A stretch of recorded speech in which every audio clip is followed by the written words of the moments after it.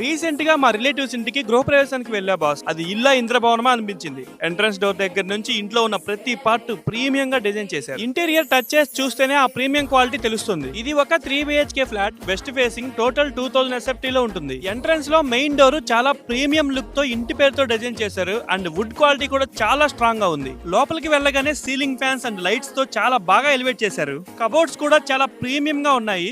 Master bedroom అయితే next level లో design చేశారు. ఈవెన్ కార్ట్ కూడా చాలా ప్రీమియం గా డిజైన్ చేశారు.